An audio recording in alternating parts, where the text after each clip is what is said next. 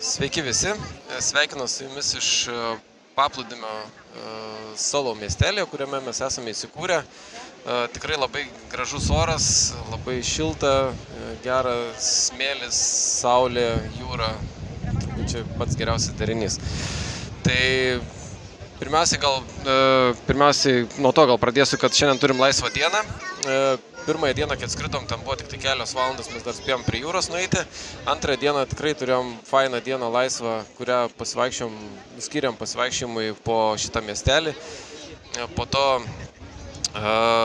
aišku, prie jūros buvom ir panašiai. Trečioji diena buvo skirta PortAventurai, ten praleidom visą dieną. Ketvirtoji buvo vakar. Vakar mes buvome vienuolyne, kuris yra kalnuose, Montserrat. O šiandien turim laisvą dieną, labai smagu, kai taip galima po tokių ekskursijų pasimti tokią laisvą dieną ir tiesiog praleisti prie jūros. Tikrai labai geras dalykas.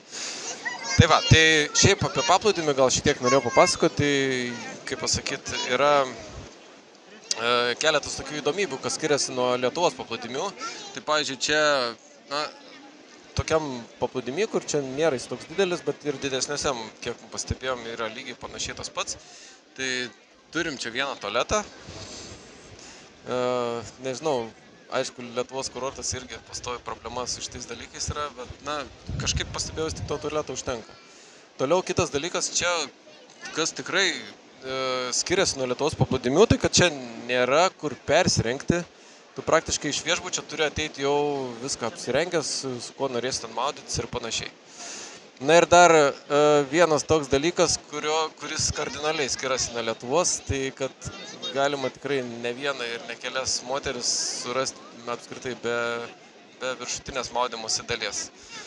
Tai žodžiu, iš tikrųjų čia daug yra tokių skirtingų dalykų ir